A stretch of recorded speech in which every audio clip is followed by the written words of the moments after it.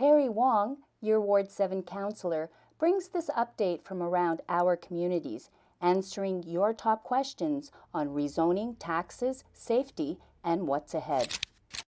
Terry, did blanket rezoning solve the affordability problem in our neighborhoods? That's a really good question, but the answer is no.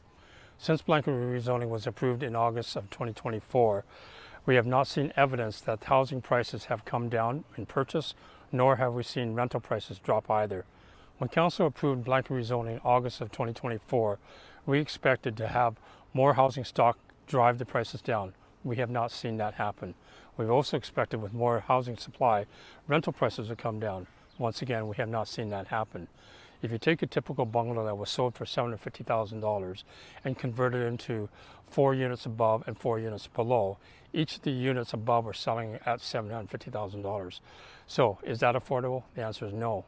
Instead, he's created 3 more units on the side, and that the developer owner is actually walking away with the profit. It is not affordable for anybody who wants to buy a house, especially young families. When it comes to a rental situation, we're still seeing rents at the same $1,600 one bedroom, $2,000 two bedroom, $3,000 for a house. I don't know anybody who can afford that on a single income. Even on a dual income situation, there are other costs that go up, and this is not solving the housing affordability problem.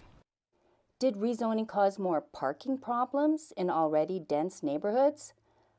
Again, you take that same situation where we build a fourplex and 4 units below. Theoretically, each unit had a car, that's 8 cars. But we're only permitting 4 cars on a property, so therefore those other 4 cars are parking on the street. Imagine on a block there's 10 houses, 4 of them did the same thing. All of a sudden we've got 16 new cars parking on the street. The problem with that, of course, is that when people want to be able to park in front of the house, especially seniors who need to be close to the house for accessibility challenges, it is not easy to do that. Or for family and kids who want to be able to get the kids into the house quickly, loading in the groceries at the same time. That's not good. And more importantly, for those that want to plug their car into their car in the wintertime, how can they do that if the car is halfway down the block? So yes, parking is a challenge, and parking is one of those infrastructure assets we cannot expand. Not like water and sewer pipes. We can fix those, but parking is definitely one of our problems. Why did so many residents feel confused, unheard, and frustrated by the rezoning process?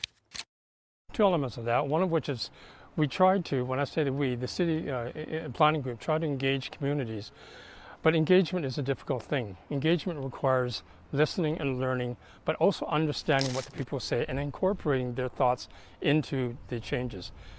You asked the constituents, the people who have spoken to me, their thoughts were they were not heard. You take, for example, the public hearing that was done last year. 4 weeks of public hearing, 700 people spoke, over 5,000 letters given. 70% of those people who participated did not feel that they were heard. So therefore, at the end of the day, did we change the blanket rezoning policy? No. We adopted the recommendations of administration, which was not appropriate. I voted against those recommendations, and going forward, I will find a way to ensure that housing is affordable, but I'm not sure blanket rezoning is a way to approach it. Taxes. Talk to us about what's being done to make them fair for residents. One of the things we talk about when we talk about taxes is always about budget. When we talk about budgets, typically people say increase the taxes no more than 3%, no more than 4%. The unfortunate part of doing that is that increases are not necessarily aligned to the priorities and services that Calgarians want.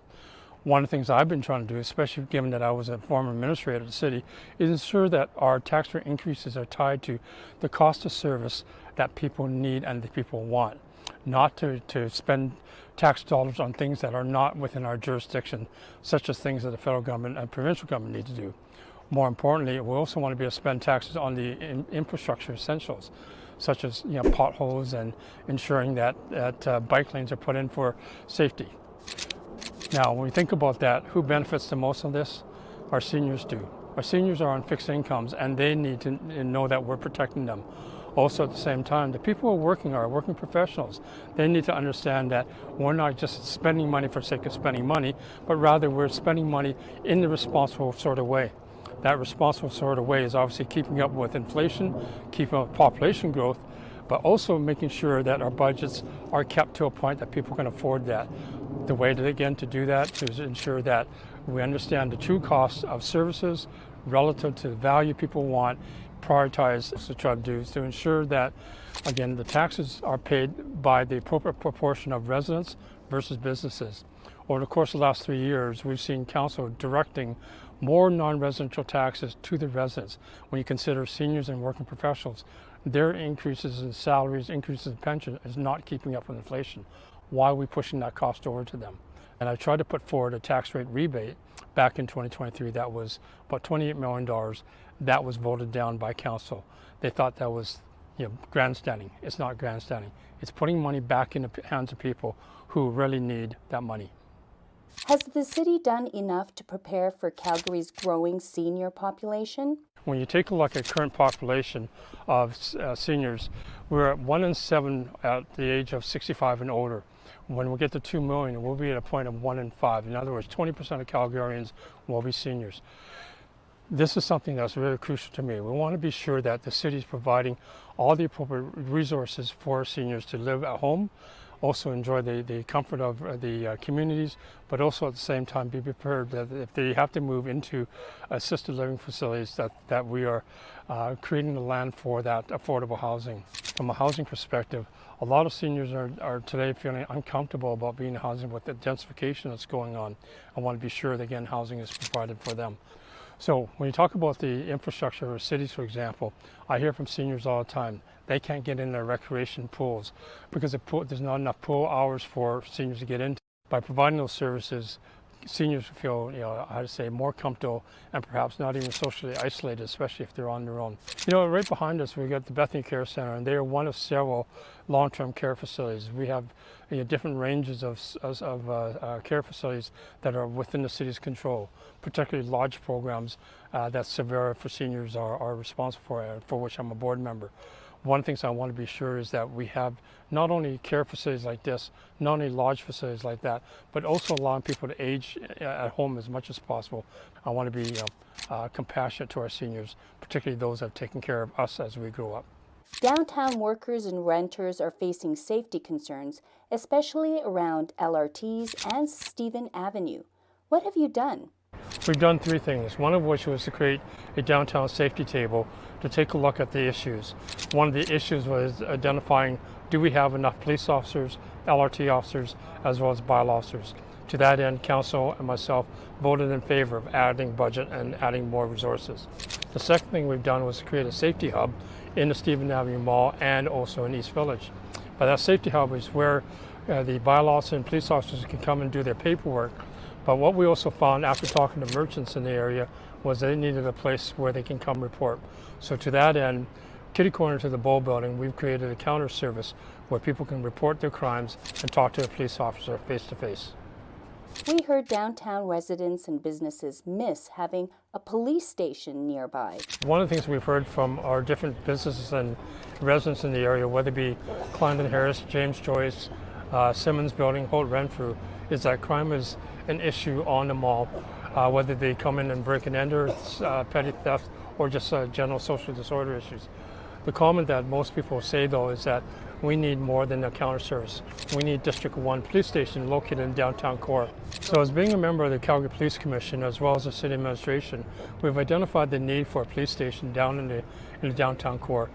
The question then becomes location. The question is also around resourcing. That is one thing we need to do going forward, is identify location and budget to make this thing happen. Terry, you voted for the Climate Emergency Declaration. Why? I believe we will continue to do the great work that we've done in the past. But imagine this, getting sworn into council 1 week after getting elected, then come to a council meeting 1 week after that with a report that we, quite frankly, didn't have the full details about, nor the understanding of deliberations. In that council meeting, we had 1 hour debate. I tried to listen intently to what people were debating about, but quite frankly, we didn't have the stats, we didn't have the dollars, we didn't have the strategy. But we were forced into making a vote on a whim. Now, having said that, I voted in favor of it, and I regret that. In the future, as we go forward, I'll be sure that nothing gets past me without understanding what it is that we're asked to do. But most important, I'll promise to ask our constituents, ask you, what does this mean to you before I vote?